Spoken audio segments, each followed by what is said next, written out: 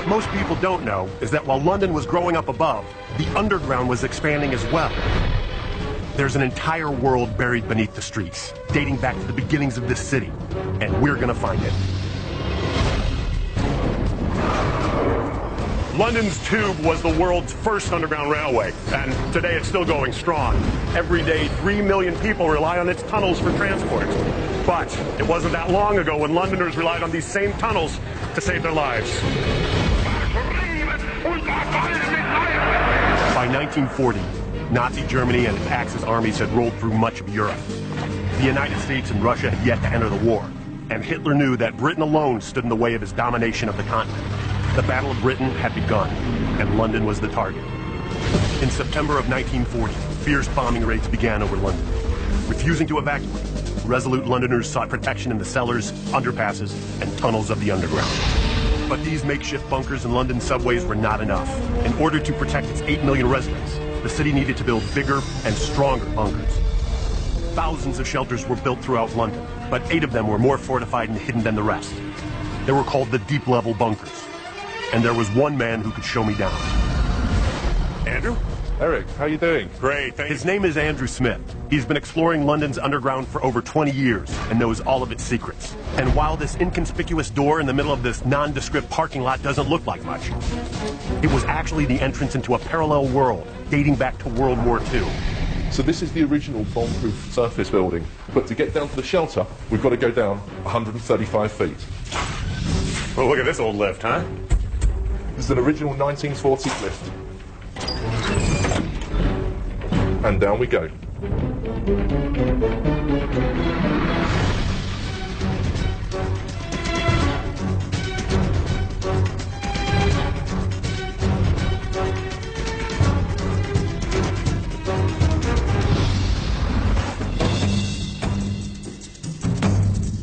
And here we are, 135 feet under London. Unlike most bunkers in London, this one wasn't left abandoned beneath the streets. A lot of boxes here, storage bins. What's this for? Yeah, 300,000 different boxes and storage bins down here, all storing corporate documentation for companies who don't want to store all this stuff in their expensive offices up on the surface. But these aren't just ordinary, inexpensive storage shelves. They were originally built as bunk beds. And in World War II, all the people slept here. And we can see the remains of the bunks are still here, now used as shelves for all the storage facilities. Yeah, you see the springs right here. There probably would have been a little mattress above this. Even though there were nearly 3,000 feet of tunnels, with 8,000 Londoners crammed in, sleeping arrangements were incredibly tight. But you can see how narrow these bunks are. And remember, this is a stack of 3 people here. Somebody on the floor, somebody at the first level, and the third person on here. Incredibly hot, incredibly crowded, probably very uncomfortable, but exceedingly safe. It was so safe that this deep-level bunker alone is credited with saving thousands of lives during the intense bombing raids of the 1940s. It's an absolutely huge complex here, and I can now show you just how big this is, because here we are in the main section. This is huge.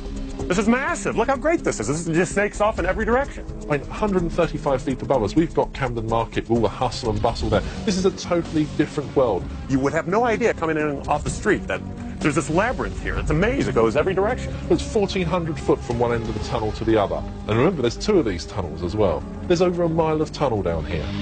As air raid sirens sounded overhead, panicked Londoners poured into the deep-level shelter. But with so many people rushing in at a moment's notice, how is it that no one got trampled? Engineers came up with an ingenious plan. This is the spiral staircase that leads up from this floor. But in order to get to the other level in this bunker, there is another staircase that was put in that runs the opposite way around the lift shaft. And here it is. So you have one staircase going one way and one staircase going the other. The staircase was designed in the shape of the double helix to ensure that every level of the shelter had one way in and one way out. 10 deep-level shelters just like this one were planned, but only 8 were built, and they are 8 of the most amazing engineering marvels of the time. Most bunkers were 10 to 50 feet below the ground, but the deep-level shelters were at least 100 feet below the streets, making them practically bomb-proof. In fact, Andrew says the only way the deep-level shelters could be destroyed is if a bomb were dropped down the main lift shaft that Andrew and I had taken down here. But that would have been utterly impossible. A German bomber traveling at 200 miles per hour at 10,000 feet would have had to drop the bombs perfectly vertical to make it inside the shaft. a shaft camouflaged by another bomb-proof surface building. The bomb then would have had to travel 135 feet through the shaft, and after all that, it would have had to detonate inside the shelter. It's an impossible scenario, meaning this shelter was truly bomb-proof. Tell me, how did they build this place? Tunneling down here was carried out 24 hours a day, 7 days a week on an alternating shift system. But the actual muck was only removed from the surface under the cover of night. Darkness kept the location top secret, and the design was unique. 2 parallel tunnels were dug, each 16 feet in diameter and nearly 400 feet long, and all of it was buried 100 to 135 feet beneath the ground. So the deep-level bunkers were safe from bombs, but what about the elements? At 135 feet below street level, the soil alone was putting almost 300 million pounds of weight on the structure. They reinforced each section with massive rings made of steel and concrete. Between each ring, a thick layer of hemp was used to waterproof the joints. The rings were then held together by 2-inch thick steel bolts. So here we can see quite clearly the actual engineering that was put together. All these different steel segments bolted together with these massive 2-inch bolts. This particular form of construction was designed to withstand 6,000 pounds of pressure per square inch. I hear some pressure right now. Yes, that's what you can hear. That's actually the Northern Line subway train. And how far above that is the Northern Line? It's just 15 feet above us. We're that deep here. And no problem. This has never been compromised before, even from the weight of the train. No, the 600 tons of train goes rattling through at 35 miles an hour, and this doesn't even shudder. But what do you do with such a well-designed bunker after the war? British engineers had been planning to transform the now vacant shelters into London's newest express subway lines. We're now standing on what would have been the actual track bed. Okay, so had this been converted at the end of World War II, the rails and the sleepers would have been sunk into this concrete that we're now standing on, and the trains would have been hurtling through here at probably 40, 50 miles an hour. And the people would have been able to go on and off the trains here on the proposed high-speed train line. Due to lack of money, the plans to build the express routes were scrapped. But this time capsule of London's past is still here. And it's closer than you think.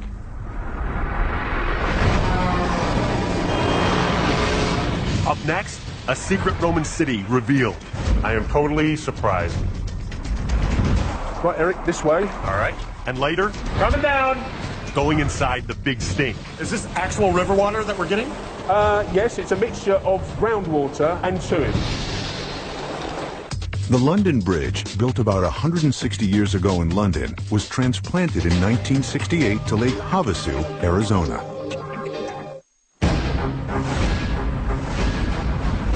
Walking around London, you might think it'd be easy to find traces of its Roman history.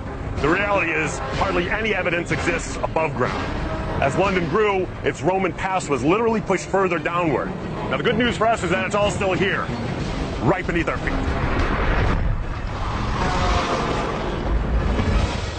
The Romans lived here for over 400 years, and their great empire left many clues behind. But digging them up in this busy metropolis isn't easy. I enlisted the help of Jenny Hall, a leading expert on Roman London. Jenny? Yes, hello. Hi, Jenny. Thank you for meeting with me. The City of London Corporation helps to fund and maintain this subterranean site, and gave Jenny permission to show it to me. Few people know it exists. Jenny, it doesn't exactly look like there's Roman ruins around here. Well, not that you can see here, but would you believe this road used to be where the Roman waterfront was? The Romans actually had this area as their waterfront, their warehouses, their quays, and boats would have been moored up here and unloading goods. Doesn't really look like that now, does it? No, it doesn't. You're saying in the 2nd century this would have been the River Thames? It would have been, yes. Almost 2,000 years ago, this busy street was a bustling riverside wharf. In fact, the river has moved over 100 yards away from the 2nd century shoreline. It all started in 43 AD, when the Romans used the land along the Thames as a military storage depot during their invasion of Britain. Within a few years, the Roman city of Londinium was born. By the beginning of the 2nd century, Londinium was the capital of the Roman province of Britannia. Its strategic location along the river made it ideal for trade, and like the modern city, it attracted people from all over the world, especially to its waterfront. As the city grew, the Romans built many wharfs along the riverfront. Pretty amazing when you realize they had no modern machinery. Using huge timbers, they made the base of the wharf several yards into the river. Behind the timber walls, they actually created land by filling in the empty space that was once the river, with tons of debris left over from construction. But creating new land caused other problems. The mighty River Thames began to shrink. The man-made wharfs also acted as dams, which began to collect silt and debris from upstream. Over time, the silt filled in the shoreline, and the river became smaller and smaller, to the size we see today. Today, most people forget that this road was once a river, or that waterfront Roman ruins could be buried anywhere alongside this street. So can I have a look at these ruins? Yes, come with me.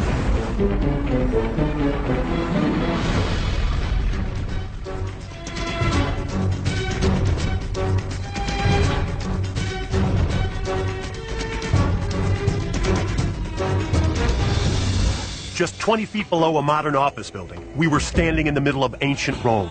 And this is clearly Roman ruins. These remains are sort of close to what was the Roman waterfront, and although we're below ground here, the Roman waterfront was only a matter of sort of feet away from us. But this wasn't just an old road or wall. This was a sophisticated Roman bathhouse complex. You've got an entire Roman bath down here? Yes, the bath is in the distance, and this is the house that was attached to it. It could have been that it was some sort of hotel or inn, people arriving by boat, getting off the boat, needing somewhere to stay overnight where they could get clean before travelling on to the rest of the province. By the 2nd century, the Roman Empire was massive, spanning 3 continents, from the Middle East across North Africa and covering virtually all of present-day Europe. By the 5th century, Roman influence in Britain began to fade, and Londinium became buried beneath a mountain of urban sprawl. When the Industrial Revolution hit in the mid-1800s, the Roman city disappeared entirely, except for a few sites like this one that were actually saved by the buildings that buried them. How far down below street level are we? We're about 20 feet below present-day street level, because you have to imagine that over the centuries, and the Romans built the town nearly 2,000 years ago, there's been a solid build-up of rubbish. So that as archaeologists, when we dig down, we get this sandwich historical layer with the Romans at the bottom. We were at the bottom of this archaeological sandwich. But how was this Roman building saved when so many were destroyed? In the 19th century, this building was originally the coal exchange. Builders created a cavity surrounding and protecting the original Roman site from the tons of pressure coming down from the coal exchange up above. Later, engineers of the contemporary building followed suit, placing concrete reinforced support beams around the bathhouse to support the cavity and preserve this piece of ancient Rome. But there's more. Incredibly, these remains, protected by the modern building up above, contained a sophisticated central heating system, a testament to the power of Roman engineering. That looks like a furnace. That's what it looks like. Yeah, that is the furnace. Is that a furnace? So how is this furnace operated? You had to have your fire burning inside that little tiled archway. So some poor slave would have been in the open yard here, putting wood into that archway, keeping that fire going. So that we've got the columns of tiles that would have supported the floor. The hot air would have flowed underneath those into the various rooms. It's ridiculously sophisticated, isn't it? It is. The Roman designs were not only highly sophisticated, but they were also centuries ahead of their time. And believe it or not, some, if not most, are still in use today. Can you see there's a clay box built Sure. into the wall? The grooves in it actually look very similar to the cement cinders. Yes, it meant that you could actually sort of use the side of that box to actually plaster against. That's exactly the same thing as what we have in the contemporary building. Yeah. These plaster blocks are the same as today's cinder blocks, a very common material used in modern building. In fact, Rome's influence can be seen all around the modern city. But few know sites like this still exist. Do people have any idea that this exists down here? No, this is rather a secret. This is a hidden away. It's important that we preserve these remains because these big office blocks take out all the archaeology. So it's very important to us that we preserve what's left. Most of Roman London has already disappeared beneath today's city, but the legacy of the ingenious Roman engineering is still alive today.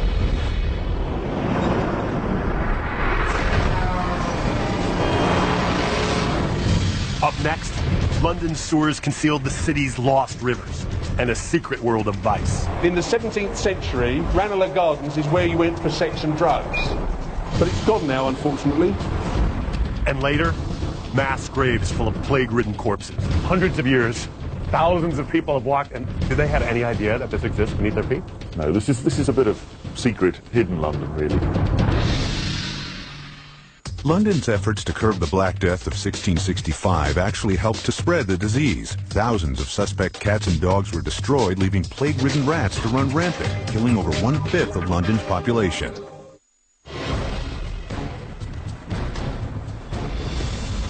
I'm walking above the Thames River. At 215 miles, it's one of England's major waterways. Years ago, its tributaries covered all of London. But by the 16th century, they methodically disappeared. Or did they? A river can't just be turned off like a tap. But that's just what city engineers did. When the Romans founded the city in the 1st century, there were nearly a dozen rivers that flowed through open fields into the Thames. Today, they've all but vanished. But they're not entirely gone. If you know where to look, you can still see signs of these long-lost rivers. In fact, the city's famous streets and parks still bear their names. Fleet Street runs atop the old Fleet River. And years ago, the cars driving down Farrington Street would have been boats. But London's rivers didn't dry up. Many are still flowing, just not with water. The rivers of London were covered up on purpose. But why would a city actually build on top of the rivers they depend on for trade and drinking water? At its height, millions of people flocked to London, and that meant two things. Number one, they needed building space, and number two, they needed a massive sewer system to handle all of the sewage. That's right, the rivers became sewers. Paving over the rivers gave Londoners the space, and redirecting the river's flow helped flush out the waste of the growing city. It's been over 130 years since the rivers were completely covered. And today, almost no one knows how to locate them, except for a man who spent his life underground. All right, I think this is the place. Ben Nivsdale is a former flusher, or wastewater operative. Ben, by chance? Good evening. Hello, you must be Eric. Ben worked for Thames Water, the city's water utility, for 30 years. There's a kit for you there, which I hope is your size. And knows the sewers like his own backyard. He's agreed to take me beneath the pavement to London's lost rivers turned sewers. Where we're going, the floor is like glass, so you have to be quite careful. It's a subterranean world, responsible for taking away the waste of 13 million people. Where we're going tonight is a storm sewer. When it rains, it fills up quite quickly. So you're not expecting a flash flood, but if you got one, what would happen down there? We'd have to get out immediately because the water could rise up quite quickly and we could be washed away. So it is potentially quite dangerous. Let's hope there's no rain today. Flooding wasn't the only danger in the sewers. Now, is this looks like a step through right here? Yep. I got this right? Put your other foot in here. All right. Ben gave me a protective suit to guard against infection and a beeping monitor to track toxic gas levels. Once we got down, there would be a mix of deadly hydrogen sulfide and non-toxic but highly flammable methane gas. This is stylish. We could form a boy band almost, couldn't we? Well, you never get mugged when you're dressed like this. Well, you do where I come from. Ben showed me a map of the city's subterranean sewers. There are nearly a dozen rivers that have been sewerized, essentially paved over and rerouted into man-made tunnels. And these are all subterranean, hidden rivers. Almost entirely. On the south side of London, several of them are still open for stretches, but all the north side ones are completely enclosed, like the one you see tonight. Right, Eric, this way. All right. We're going to go on this wagon here. Okay. The entrances to the sewers are kept secret from the public, so we can't show the exact location. Okay, you're ready. But I can tell you, it's right beneath one of London's most famous upscale stores. Coming down. All right. Nothing to it. Now, when you step off, try and step out into the middle. All right. A little slick. Yep, good. This is cool. Although it's a trickle now, almost 50,000 gallons of sewage flow through the sewers each day. The smell was unbelievable. But this wasn't a surprise when you think of the millions of toilets flushing tons of waste down here every day. But what was surprising was that these tunnels were once some of London's busiest waterways. Is this actual river water that we're getting? Yes, it's a mixture of groundwater and sewage. So is this one of the lost rivers? Yes, this is one of the streams that used to be open through West London, and it was covered over during the 19th century. 200 years ago, we would have been standing at the bottom of the Westbourne River. Directly above us would have been London's infamous waterfront. As the city grew in the 17th and 18th centuries, so did its slums full of dens of sex and drugs. Ranelagh Gardens, in particular, was known as a place of public amusement, notorious for drug dealers and prostitutes. And in the 17th century, Ranelagh Gardens is where you went for sex and drugs and prostitutes. But it's gone now, unfortunately. While the illegal activities are gone, the garden still exists, approximately 10 feet above. And the river that used to run below it is now the sewer we were standing in. But exactly how were the rivers sewerized? It happened in a series of phases. The first phase came in the 1700s. By then, much of London's rivers were covered to hide pollution and to free up space for the crowded city. Section by section, the rivers began to disappear beneath the streets. The once free-flowing rivers were transformed into sewers, carrying waste into the Thames, where it traveled through the heart of the city and eventually out to sea. But that meant the Thames was an open sewer, and with the advent of flushing toilets, the whole city was practically overflowing with waste, creating what was called the Great Stink of 1858. But the smell was the least of the problems. 6 of the 9 water suppliers of the city drew unfiltered water from the Thames. Endless outbreaks of cholera crippled London. Something had to be done. A plan was put into place to divert the sewage flowing through the underground rivers away from the city by dumping the waste at a lower point along the Thames. So in 1859, the city launched a new phase of the sewage overhaul plan. It was a huge and ambitious civil engineering project. Engineers dug new tunnels and deepened those that already existed. 1,300 miles of tunnels were built alongside the rivers, and 13,000 miles of pipes and drains were put in. 318 million bricks were laid, and over 3.5 million cubic yards of earth were excavated. But most importantly, they built 100-mile-long sewers that ran along each side of the River Thames. Using the cut-and-cover method, they dug a section of earth using pickaxes and shovels, covered and secured the tunnel with a circle of bricks, then moved on to the next section. When these riverside tunnels were completed, they intercepted the old sewer's steady flow of waste and dropped it off further downstream. These tunnels are still in use today. This massive sewer project took 16 years and 22,000 workers to complete. Finally, London's waste problem was in check. But with thousands of miles of empty space, how does the city above not cave into the tunnels below? Now, there are massive double-decker buses that are always going down this street. How come this thing doesn't cave in? Well, as you can see, it's a circular arch construction as thought up by the Romans, and it's very strong, and it's well able to withstand the weight of heavy traffic. Today, approximately 40 flushers like Ben maintain this same system. It's a dangerous and foul place to spend an evening. Most Londoners may never know about the lost rivers beneath their neighborhood. But believe me, they're lucky this massive engineering miracle is below ground.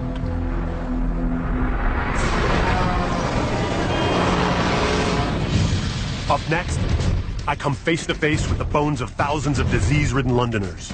You can see layers of bone that may even go down below what we can see now. Inhaling fumes while traveling on London's tube for 40 minutes is the equivalent of smoking 2 cigarettes.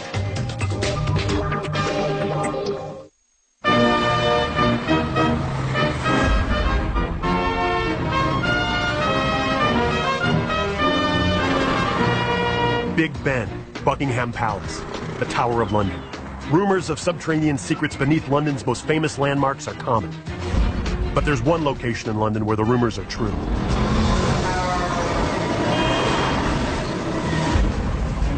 Westminster Abbey is the coronation church of England, and all the kings and queens of Great Britain since the 13th century have been crowned there. Westminster is still a practicing church with daily masses. Thousands of people pass through its doors each day. But I was about to see something they would never see.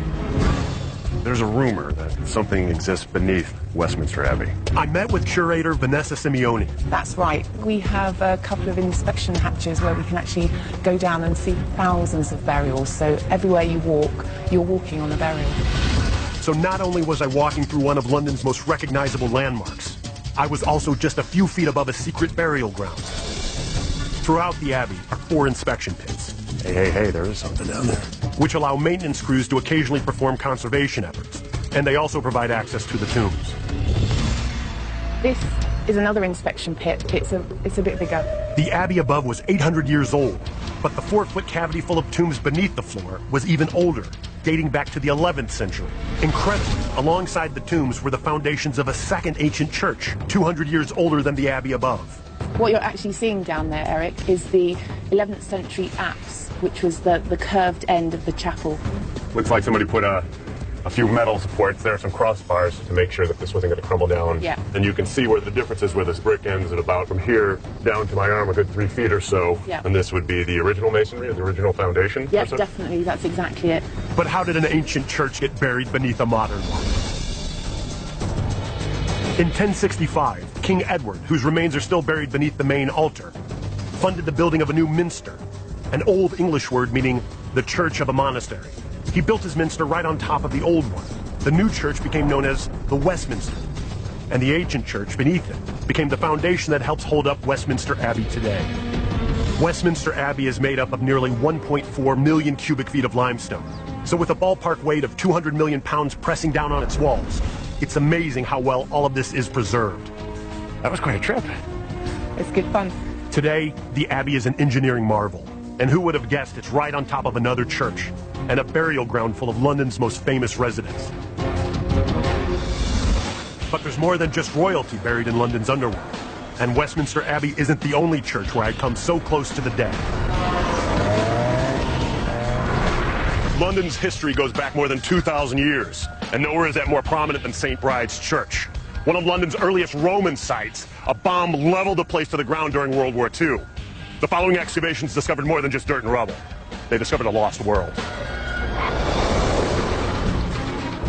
St. Bride's Church dates back to the first moment the Romans set foot in London. This small church's walls hide a grisly secret that not many people know exists. And for hundreds of years, it's been right below their feet. Church rector David Mira was about to give me full access to the off-limit chambers of this ancient crypt. David? Eric, hi, welcome to St. Bride. A church has stood on this site for about 1,500 years. The original church was founded by St. Bridget, St. Bride's, in the 5th century. Starting with the Romans in the 2nd century, this small church has been destroyed and rebuilt roughly every 200 years. In 1703, famed architect Christopher Wren designed the 7th version of the church. Then in 1940, another great catastrophe struck. The Nazis bombed London. The 29th of December 1940, during one of the great fire raids, the church took a direct hit from a firebomb. The outer walls and the tower and spire survived, but the rest of it was a complete burnt-out shell. St. Bride's was completely obliterated, and plans were made to rebuild the church for the 8th time. But this time, it was a different story. When they began to clear away the debris, they actually found an ancient Roman road and a mysterious mass grave called a charnel house. So up until World War II, they had no idea that there was 1,000 years of history on this very site. It was a very exciting moment. They discovered the archaeological remains of the 7 previous churches that takes this site back to the 2nd century AD, to Roman times. They found layers of history, and at the bottom, a Roman road actually laid the foundations for almost 2 millennia of building on top. So talk about your layers of history right here. In the reflection, we see the Roman road from the 2nd century. We've got the 12th century wall right there. This is the 11th century wall right here. Yeah, so it's a great muddle, really, of periods, but it just shows that there have been all these different layers of occupation, and each generation building on the rubble and the remains of their predecessors. But the remnants of the Romans were just the beginning of what was beneath St. Bride's. Skeletons and mass graves were undisturbed for over 150 years, hiding within the walls of the church's crypts. Come with me. We're going now into spaces that were opened up for the first time for a couple of hundred years in 1953. It's yet another level that the public is not allowed to see. This is perhaps one of the most interesting hidden treasures down here. They were full of bones and skulls when they were first opened up.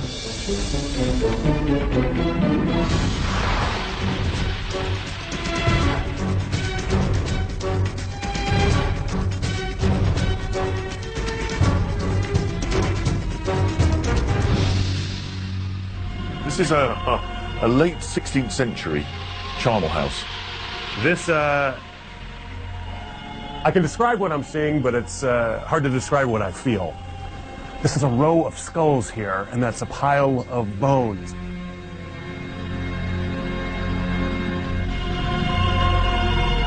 When you look in the soil, you can see layers of bones. They may even go down below what we can see now.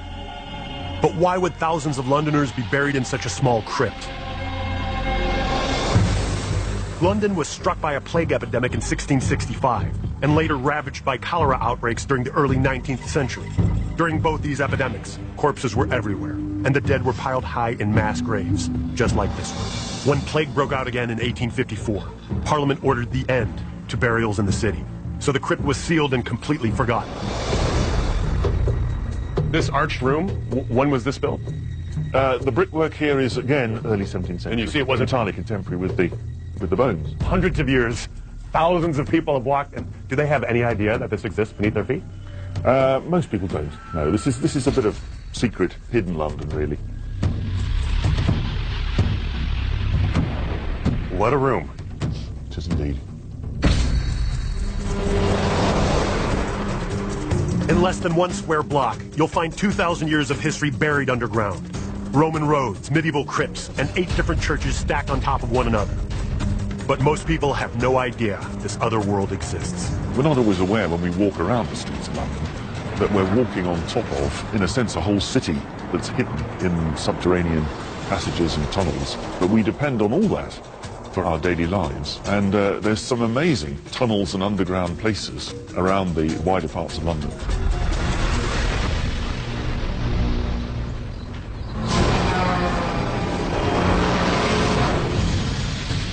Up next, inside Churchill's hidden subterranean city.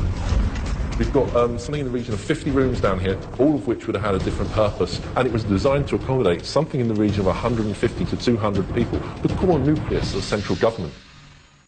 It's one of London's most famous urban legends. Are there lost rivers under the city's streets? To find out the real answer, go to history.com/cities for our new web series, The Naked Underground.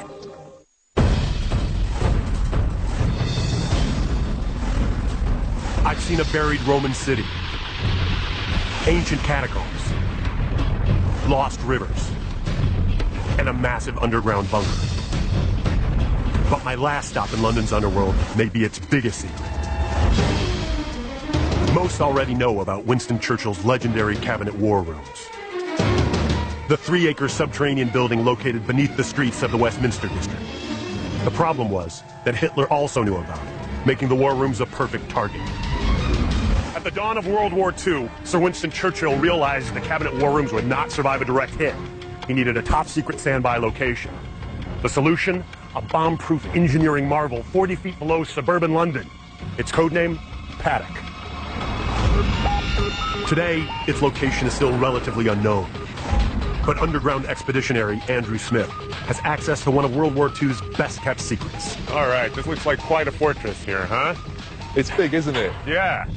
Lovely big gates. Sadly, this isn't what we're here to see. This isn't it. This isn't it. No, what we're here to see is this little grey door in the wall over there. Right here? Place looks like a utility shed.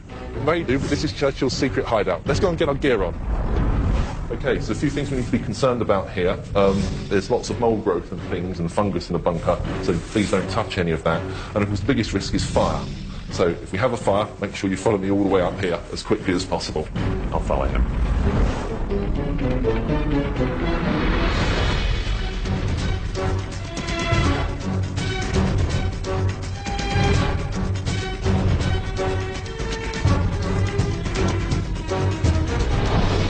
Okay, so let's go down. Watch your footing here. Through where the blast doors would have been. This top-secret location was built in 1938. War was imminent, and the original Cabinet War Room back in London, just 10 feet underground, would be devastated by a direct hit from German bombs. Another stronger, safer bunker would have to be built. So this top-secret suburban location was chosen. Hidden 40 feet beneath the government-owned research station, British engineers began to carve out Churchill's top-secret subterranean world. It was from this site that he would be safe enough to spearhead the counterattack to Hitler's blitzkrieg. Oh, sure. These are the blast doors, huh? Yeah, this is what's left of them anyway. We've got something in the region of 50 rooms down here, all of which would have had a different purpose, and it was designed to accommodate something in the region of 150 to 200 people, the core nucleus of central government. And just here, we've got the main power room. Now, this is the standby generator. If power had gone off, this generator would have been kicked in, controlled by this panel here, which is very rusty and covered in mould, and that would have provided power for the bunker. Look at these things. I mean, they really look from the era, right? You've got your amp meters right here, your voltmeters. And this is all a self-contained unit, and this was for the entire bunker, which is a really large structure. Yeah, you could have run the entire bunker off this single generator. We've got a generator room, we've got a map room, we've got offices for the Ministry of Works, and of course we've got the War Cabinet room where Winston Churchill chaired the War Cabinet meeting here in October 1940. This is the most important room in the bunker. The moment you walk in here, acoustically it's very different. all the walls were covered in acoustic panelling, so nobody outside could actually hear what was being discussed in here, because this is where Churchill held the meeting of the War Cabinet. So right over here, Churchill is sitting with all his war ministers thinking how we're going to defend our country against the Nazis, the free world. You have to do a little bit of imagination, but you could see the outlines on the ground that there probably would have been a table around here, right? And you could see how the lights, there's this fan on the side here that would have illuminated. So there would have been maps over here, right? And this would have been it, right here. Yeah, absolutely, because we'd have had Churchill, we'd had Clemens Attlee, the Lord Privy Seal, the 3 Joint Chiefs of Staff, all sat round this rectangular table in the middle of the War Cabinet Room, under Dollis Hill. And you'd have no idea. You'd have no idea. If you're walking off the street, you saw this little tiny little pillbox, and you came down here, that this was it. This was the seat of the free world. This really is a building of immense historic importance to the British people. But this massive structure was also a feat of British engineering. Military engineers designed it to be 120 feet long and 40 feet wide. The structure itself was 40 feet deep. When it was built, Paddock was considered indestructible and could survive a direct hit from the biggest bomb the Nazis had, a 500-pounder. But how? The first line of defense was the surface building, which would absorb the first round of bombs. Then, 17,000 tons of soil and sand lay above the substructure. 3.5-foot thick walls of reinforced concrete protected it from the shockwaves of bombs. The sub-basement was protected by another 6 feet of reinforced concrete beneath that. And finally, to top it off, a layer of camouflage netting was draped over the entire complex, making the outline of the surface building undetectable to Nazi planes from the air. It was a real engineering feat in 1939, and it cost nearly £250,000 in those days. That's $500,000, a phenomenal amount of money back in the late 1930s. So Paddock was an engineering marvel, a subterranean city of its own, with generator rooms, ventilation systems, and top-secret war planning rooms. But this completely bomb-proof backup government office building, 40 feet underground, was missing one thing. So we've seen the generators, we've seen the war rooms, kitchen. Where's the crapper? Well, that's very interesting. Bit of a design fault there, because when the architect designed the building, he designed it without any toilets. No toilet in the entire place? There is no toilet in the bunker. The toilet was actually in the surface building. So in the event of there being a mustard gas attack or an air raid or something, the bunker being used in lockdown mode, it was all sealed, then the sanitation for Winston Churchill himself would have been a fire bucket. You're kidding me? No, it was bomb-proof, but it wasn't waterproof, and it never had a toilet. Go figure. The accommodations in Paddock weren't luxurious. In fact, Churchill himself wrote about his experience in his memoirs, calling it a dismal place. But Paddock wasn't built for pleasure.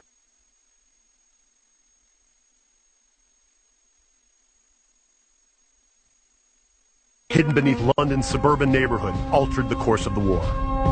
And like so many of London's most significant events, they took place underground.